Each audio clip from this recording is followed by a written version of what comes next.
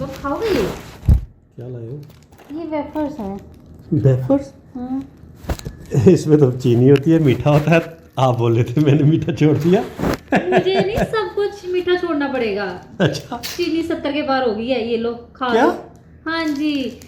और social media पे सभी बोल रहे हैं कि वो इथेनॉल वगैरह नहीं जो हुआ है उसकी वजह से हो रहा है कि गन्ने जो हैं उनका कंजम्पशन उधर ज़्यादा हो रहा है, इस वजह से चीनी कम प्रोड्यूस हो रही है, तो इस वजह से वो चीनी का रेट ज़्यादा हो गया इथेनॉल की वजह से। अब मुझे ये तो नहीं पता, लेकिन चीनी 70 के पार हो चुकी है। तो आप भी तो गन्ना लगाते थे, वो उन्होंने क्यों, आपने क्यों छोड़ दिया उधर? आपके हमारे पापा जो थे, मतलब आपके देखो मेरे ना, ससुर। जब किसानों की कोई बात नहीं सुनता, ठीक है, किसानों को जितना वो मतलब खर्चा करते हैं उतना वापस नहीं मिलता, तो वो क्यों लगाएंगे?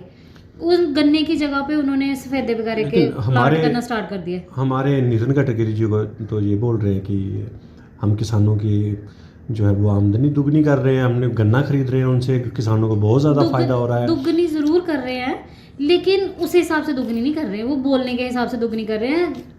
नो डाउट गन्ने का जो प्राइस है वो ज़्यादा हो गया है, 400 के नियर अबाउट हो गया है, लेकिन उसके ऊपर खर्चा कितना आता है ये कोई कैलकुलेट नहीं करता, और उस फार्मर को कितना कुछ सहना पड़ता है। एक तो देखो ना, जो आवारा पशु हैं इनकी वजह से जब वो स्टार्ट होता है उगना तभी वो खा जाते हैं, उसके बाद जंगली जानवर आ जाते हैं तब खा जाते हैं। 1 साल की फसल है गन्ने की, ठीक है, उसके बाद जो मिल वाले हैं, अगर तो गन्ना ज़्यादा हो गया तो वो हमें वो पर्ची नहीं देते, पर्ची सिस्टम होता है जिसके हिसाब से हम गन्ना मिल में लेके जाते हैं, वो नहीं मिलती। लेबर है वो अगर आप सोचो गन्ने का रेट 400 रुपया है, तो 100 रुपया तो गन्ने की कटाई ले जाते हैं, 100 रुपया गन्ने 300 रह गया, 300 रह गया। 300 के ऊपर 1 साल की एक बंदे की डेली की मेहनत भी है, उसके ऊपर कीटनाशक भी है, खाद भी है, उसकी बिजाई पे बहुत पैसा लगता है, गुड़ाई में बहुत पैसा लगता है, और फिर बोलते हैं कि नहीं हम किसानों को बहुत पैसा दे रहे हैं। ऐसा होता नहीं है, ये सिर्फ बोलने की बात है। किसानों को अगर पैसा देना हो तो उनकी लागत कम करने की ज़रूरत है, ना कि हम जो ऊपर से ऑफर करते हैं वो चीज़ देने की ज़रूरत है। देखो, दूसरा, कुछ समय से हम एक ऐसी सरकार झेल रहे हैं जिसका मतलब, जिसको देश की तरक्की से, देश के मुद्दों से कोई लेना देना है ही नहीं। उनको किसी भी तरह से ना माल बटोरना है, किसी भी तरह से, या तो हिंदू मुसलमान करवा लो उनसे, ठीक है, या तो नफरत करवा लो उनसे, जातिवाद करवा लो उनसे, आपस में लड़वा लो उनसे। उनको मतलब एक था ना वो अंग्रेजों का फूट डालो और शासन करो। आज वो पूरे का पूरा जो अभी मौजूदा गवर्नमेंट है ना, उन्होंने ये अपनाया हुआ है पूरा, ठीक है। देखो, मेरा किसी गवर्नमेंट से पर्सनली कोई दुश्मनी तो है नहीं, क्योंकि मैं इस देश का नागरिक हूँ, तो जो भी मुझे रूल करेगा तो मेरा फर्ज बनता है कि मैं उसको क्रिटिसिज्म करूँ उसका, ठीक है ना, क्योंकि अगर वो मुझे रूल करेगा तो मुझे प्रभावित करेगा। तो जब मुझे प्रभावित करेगा तो मेरा फर्ज बनता है कि मैं जो उसकी कमियां हैं, जहाँ उसका जो भी काम करने का तरीका है, अगर वो सही नहीं है तो मैं उस पर पॉइंट आउट करूँ, मैं उस पर क्रिटिसिज्म करूँ। लेकिन आज की डेट में अगर हमारे देश में ये प्रॉब्लम्स हो रही हैं ना, तो इसका सबसे बड़ा रीज़न जो है ना वो हम लोग हैं, ठीक है ना। हम करते क्या हैं, मैं फलानी पार्टी का, मैं फलानी पार्टी का, मैं फलानी पार्टी का। अरे यार, ये जो इलेक्शन में बंदा खड़ा है ये तो मेरी जात का है यार, मैं तो इसी को वोट दूंगा। ये तो मेरे धर्म का है यार, मैं तो इसी को वोट दूंगा। आज की डेट में चाहे जितना मर्जी पढ़ा लिखा अच्छा नौजवान जो है ना वो राजनीति में आना चाहेगा ना, वो जी जान लगा देगा अपनी कि लोगों की रहनुमाई कर सके, लेकिन लोग कभी भी उसको आगे बढ़ने का मौका नहीं देंगे। लेकिन जितना ही कोई गुंडा, मवाली, चोर उचक्का जितना भी होगा, जितना ज़्यादा धूर्त होगा ना, तो आज की डेट में उसका सबसे ज़्यादा चांस हो जाता है कि वो हमें रूल करेगा। ये तो जो हमारी अभी की सिचुएशन चल रही है, जो अभी की पीढ़ी चल रही है, हमसे जो हमारे पेरेंट्स हैं वो हो गए, और बीच में हम भी, मैं अपना भी बोल लिख सकती हूँ, हम भी वैसे ही हैं। हम ये चीज़ कर रहे हैं, शायद जो नेक्स्ट जनरेशन आ रही है जिनको हम जेनजीज बोलते हैं, वो हो सकता है कि वो इन बातों की परवाह ना करे, वो देख के सोच समझ के करे। जो जेनजीज है ना, वो भी मुझे नहीं लगता कि उनकी वजह से सारा देश बदल जाएगा, वैसा नहीं है। मैं उनसे उम्मीद कर रहा हूँ कि जो अभी पीढ़ी अभी 2-3 सालों में जन्म ले रही है ना, वो पीढ़ी जब वोटर बनेगी ना, तब हमारा हिंदुस्तान शायद थोड़ा सुधर सकेगा, क्योंकि जेन जी जो है वो अवेयर हो रहा है। आज टेक्नोलॉजी के युग में है, ग्लोबल हो गया है वो, है ना, क्योंकि आज सूचनाओं का आदान प्रदान बहुत आसान हो गया है। तो दूसरे देशों में क्या हो रहा है, हमारे पड़ोस में क्या हो रहा है वो बहुत आसानी से हमें पता चल जाता है। तो जो आज का युवा है ना वो उसको एनालाइज करना सीख चुका है, और उसकी वजह से कहीं ना कहीं वो बदलाव जो है वो होता दिख भी रहा है। लेकिन जो पूरी तरह से हमारे सिस्टम को बदलेगा, हमारे सोसाइटी को बदलेगा, हमारे जो राजनीति है उसको बदलेगा, वो पीढ़ी होगी जो अभी जेन अल्फा है या उसके बाद वाली जो पीढ़ी जो है, बच्चे अभी जैसे हमारी बेटी बोल हाँ, सकते हैं क्योंकि इतनी जल्दी जो 12-15 सालों में हमें नफरत का बीज जो हमारे जहनों में बो दिया ना इस सरकार ने, वो मुझे नहीं लगता कि अभी इतनी जल्दी वो ठीक हो जाएगा। क्योंकि अगर 10-15 साल किसी चीज़ को जड़ बनाने में लग रहे हैं ना, तो उसको ख़त्म होने में लगभग 50 साल लगेंगे। मैं 50 साल मान के चल रहा हूँ कि ये जो गंदगी हमारे दिमागों में भर दिया है, हमारे यूथ को जो रोबोटिक फॉर्म में बदल दिया है इस गवर्नमेंट ने, और हमारी सोचने समझने की शक्ति को मतलब एक किस्म से उन्होंने उस पर काबू पा लिया हुआ है, तो उसको फिर से ठीक होने में लगभग 30 से 40 साल लगेंगे। अभी रही चीनी की बात, हमने शुरू किया था चीनी की बात पे। अब देखो क्या हो रहा है कि जो हमारे नितिन गडकरी जी हैं ना, जबकि वो पेट्रोलियम मंत्री नहीं है, लेकिन जब से ये गवर्नमेंट आई ना, हमें पता ही नहीं चलता कि कौन किस ओहदे पे है, हाँ कौन सा मंत्री किसका काम क्या है। हम एक तो मोदी को जानते हैं और एक अमित शाह को जानते हैं, तो आजकल थोड़ा बहुत जो बड़बोलेपन की वजह से हम नितिन गडकरी को जानते हैं। बीजेपी में और कौन नेता किस पदवी पर है, क्या काम है उसका, किसी भी देश के लोगों को लगभग नहीं पता है। एक मंत्री जो होता है वो कम से कम भी 10 जो मंत्रालय होते हैं ना उसमें अपनी टांग घुसेड़ देता है, ठीक है। उसको सब कुछ करना है, मोदी को भी सब कुछ करना है, लेकिन करना भी कुछ नहीं है। करना भी सब कुछ है, बातें तो करनी है ना, हाँ, मतलब टांग सब में अड़ानी है, करना कुछ नहीं है।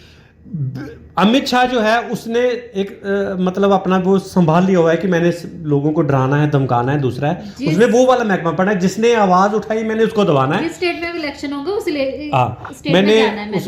उसने डंडा पकड़ लिया कि मैंने डराना है, धमकाना है, मैंने लोगों को फूहड़ बनाना है, मैंने जो हैं विधायक खरीदने हैं, मैंने एमपीज खरीदने हैं, मैंने सरकार को तोड़ना है, जोड़ना है, पार्टियां खत्म करनी है। उसने ये वाला काम।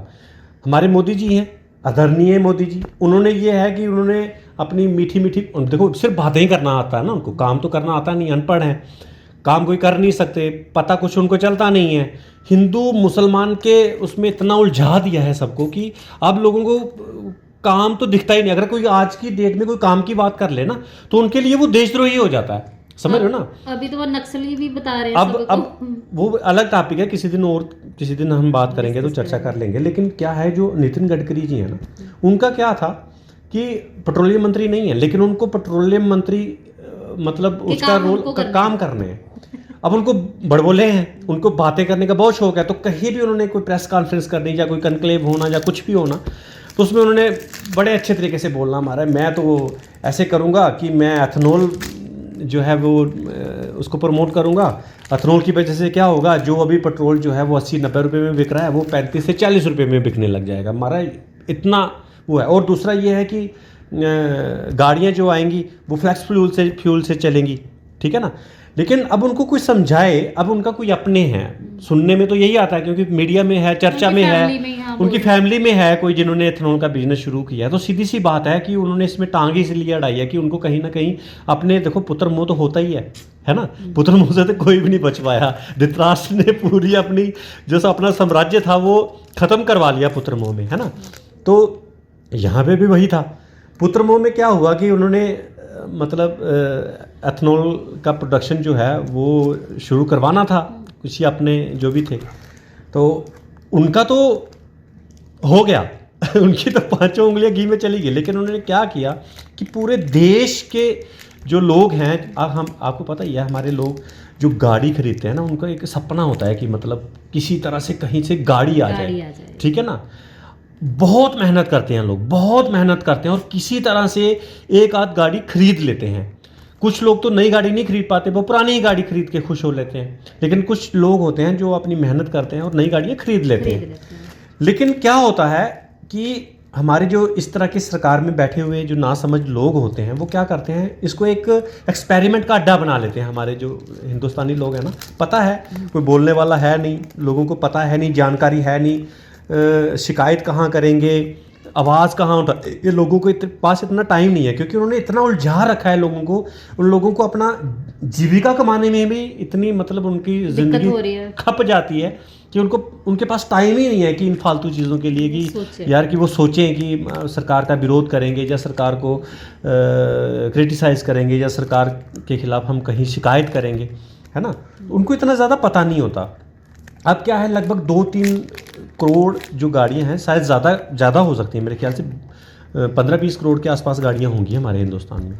अब उनमें से लगभग 1-2% गाड़ियां ही हैं जो E20 पेट्रोल जो है ना उसको झेल सकती हैं, लेकिन उन्होंने ज़बरदस्ती थोप दिया कि चाहे पुरानी गाड़ियां हैं चाहे कोई भी गाड़ियां हैं, हमारे जो नौनिहाल हैं उनकी फैक्ट्रियां हैं भाई, उनको हमने फ़ायदा पहुंचाना है तो आपको ज़बरदस्ती अपनी गाड़ियां ख़राब करवानी है, ठीक है ना।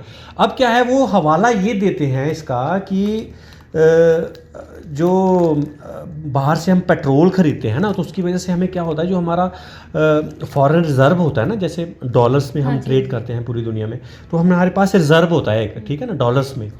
तो वो बोलते हैं कि हमें वो खर्च करना पड़ता है, हमें डॉलर दे के तेल खरीदना पड़ता है, जिससे हमारा जो बैंक बैलेंस है वो मतलब जो ख़त्म हो रहा है। अब इनको कोई ये बताए कि जब आप बाहर से कम पेट्रोल खरीद रहे हो और उसमें एथेनॉल मिला रहे हो, उनसे गाड़ियों की जो माइलेज है वो कम हो रही है। अब जब माइलेज कम होगी तो इसका मतलब ये है कि पेट्रोल ज़्यादा लगेगा, माइलेज कम होगी तो पेट्रोल ज़्यादा लगेगा, कंजप्शन ज़्यादा होगी, तो फिर भी आपको वैसा ही उसी मात्रा में आपको उसी क्वांटिटी में आपको पेट्रोल वो करना पड़ेगा, ठीक है ना। और दूसरा जो आप उसमें एथेनॉल मिला रहे हो ज़रूरत से ज़्यादा, जिनके लिए हमारी अभी गाड़ियाँ तैयार नहीं हुई हैं, हमें बनी भी नहीं है, ठीक है ना। अब उसको फेज वाइज करते, 5%, 10%, आज से 5 साल के बाद 15% कर देते, 5 साल के बाद आप 20% कर देते, तो कोई आपत्ति नहीं होती। तो जिस एथेनॉल को बनाने के लिए आप गन्ने का इस्तेमाल करने लग गए हो, है ना, गन्ने का, अब क्या हो रहा है कि धड़ाधड़ गन्ना खरीदा जा रहा है किसमें, एथेनॉल प्लांट्स में, वो भी बाहर से, ठीक है ना, एथेनॉल प्लांट्स में। और वो भी जो वो बन रहा है, लेकिन जितनी हमें ज़रूरत हो रही है 20% एथेनॉल मिलाने के लिए, तो वो पूरा नहीं हो रहा उस गन्ने से, वो कहाँ से मंगवाना पड़ रहा है, फिर भी हमें विदेशों से मंगवाना, उसके लिए भी हमें फॉरेन रिजर्व जो है वो खर्च करना पड़ रहा है। दूसरा हमें नुकसान क्या हो रहा है कि जिस गन्ने से चीनी बनती थी और हमें चीनी सस्ती मिलती थी, हम चीनी एक्सपोर्ट भी करते थे, हैं, उस पर ग्रहण लग गया, उस पर भी ग्रहण लग गया। अब क्या हो रहा है कि सारा गन्ना जो है, मैक्सिमम जो गन्ना है वो एथेनॉल के लिए जा रहा है, ठीक है, और चीनी बनाने में किल्लत आ रही है। अब डिमांड एंड सप्लाई का खेल क्या होता है कि जितनी डिमांड होगी, अगर उससे ज़्यादा सप्लाई है आपके पास, तो उसके रेट्स कम होंगे, लेकिन सप्लाई ज़्यादा है, कम है, और डिमांड जो है वो बहुत ज़्यादा है, तो जाहिर सी बात है उसके रेट बढ़ेंगे। प्रोडक्शन नहीं है तो रेट बढ़ेंगे, मांग ज़्यादा होगी, है ना। तो फिर इसकी वजह से क्या होगा कि मतलब पूरे देश को जो कहीं ना कहीं जो है वो महंगाई झेलनी ही पड़ेगी, और हर तरीके से हमारा फॉरेक्स रिजर्व जो है वो खर्च हो रहा है। तो कैसी, मतलब हम कैसे मान लें कि इसमें ये समझदारी है, समझदारी पकड़ना, चाहे इस साइड से पकड़ लो चाहे घुमा के इस साइड से पकड़ लो, पकड़ना कहानी है, ठीक है ना। इससे साफ दिख रहा है कि इससे सरकार को जनता से कोई लेना देना नहीं है। सरकार को सिर्फ अपना जो है वो बैंक बैलेंस बढ़ाना है, चाहे कुछ भी हो, ठीक है ना, अपने जो करीबी हैं उनका बैंक बैलेंस बढ़ाना है। दुनिया चाहे 80 रुपये किलो चीनी खरीदे, 100 रुपये किलो चीनी खरीदे, उनको कोई फ़र्क, सरकार को कोई फ़र्क पड़ नहीं पड़ना, क्योंकि उनके पास इतना पैसा है कि वो उनकी 10 पीढ़ियाँ 50 पीढ़ियाँ जो है ना आने वाली, उनसे भी वो पैसा ख़त्म नहीं होने वाला, ठीक है ना। लेकिन हाँ, आम जनता जो 400 से 500 रुपये प्रतिदिन कमा रही है ना, जब वो 80 रुपये 70 रुपये 80 रुपये सिर्फ चीनी के लिए खर्च कर देगा ना, तो उसके दिल पर क्या बीती है, उसके परिवार का जो बजट है वो किस तरह से गड़बड़ हो जाता है ना, वो सिर्फ वही जानता है। और आजकल सिर्फ आप कहोगे कि हमने सिर्फ खाने का गुजारा करके हमारी ज़िंदगी चल जाएगी, वैसा होता नहीं है। हमारा जिस तरह से हमारा जो समाज है ना, उसमें हमें सर्वाइव करने के लिए हर एक चीज़ की ज़रूरत पड़ती है। सरकारी स्कूलों की आपने जो हालत करके रखी हुई है ना, तो बच्चे को उन स्कूलों में पढ़ाने की बजाय आज का बच्चा चाहे कितनी भी तकलीफ उठाएगा ना, उसको सरकारी स्कूल में भेजना पड़ेगा, ठीक है ना। और भी सुख सुविधाएँ चीज़ें जो हैं वो जुटानी पड़ती हैं। तो सिर्फ इन ऐसी चीज़ों के लिए अगर हम सारा अपना वो जो खर्च कर देंगे, अपना जो हार्ड अर्न मनी है, तो हमारी तरक्की कैसे हो पाएगी, मुझे बताओ। हो पाएगी? नहीं, कभी नहीं हो भी पाएगी ना। सकती, तो इसलिए हमारी सबसे बड़ा ये है कि हमारी जो देश की जनता है ना, उसको यार अवेयर होना पड़ेगा, इन पार्टी पॉलिटिक्स से ऊपर उठना पड़ेगा। ठीक है, देखो मैं इतना बड़ा हो गया हूँ, आप यकीन मानो कि 2012 तक मैंने पूरी ज़िंदगी में कभी अपने घर पे कांग्रेस का झंडा नहीं लगने दिया, कभी बीजेपी का झंडा नहीं लगने दिया, कभी पीडीपी का झंडा नहीं लगने दिया, किसी भी पार्टी का झंडा अपने यहाँ पे नहीं लगने दिया। आज तक मैं कभी बीजेपी रैली में नहीं गया, कभी कांग्रेस की रैली में नहीं गया, कभी किसी और पार्टी की रैली में नहीं गया।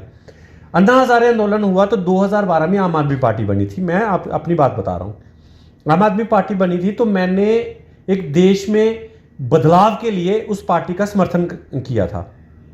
लेकिन जो जरूरी मुद्दे थे मैंने उस पर उनका समर्थन किया, लेकिन जहाँ पे वो देश की बात आ जाती थी तो मैंने कभी भी उनका भी समर्थन कभी नहीं किया। मेरा शुरू से ये मानना है कि आप एक सरकार बना देते हो, अपनी पसंद की सरकार बनवा दी, अब उसकी हाथ में देश की बागडोर आ गई। ठीक है, अब हमारा जो पार्टी भक्ति वाला है ना, वो रोल खत्म हो जाता है वहीं पे।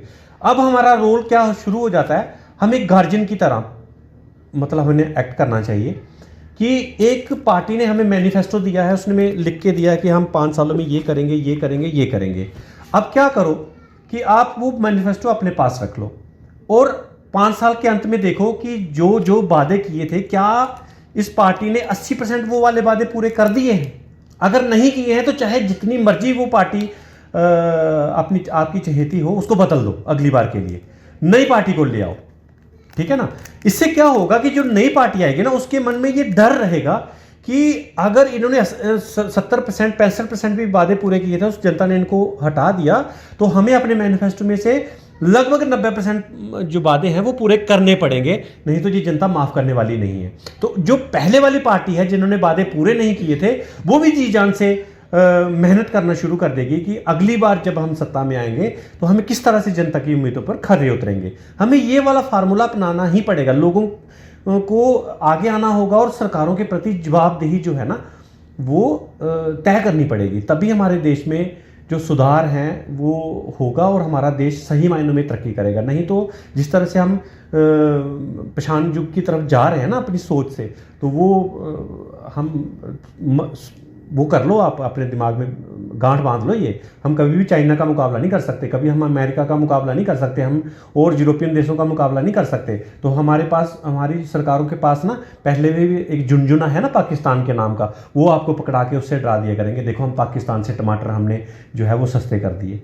ठीक है ना, तो ये हाल हमारा जो है ना वो ज़िंदगी भर रहेगा अगर हम सुधरे नहीं। तो सबसे पहले जिम्मेदारी बनती है हम सुधरे, तभी ये सरकारें जो है ना हमारे लिए काम करेंगी। जय हिंद, जय भारत।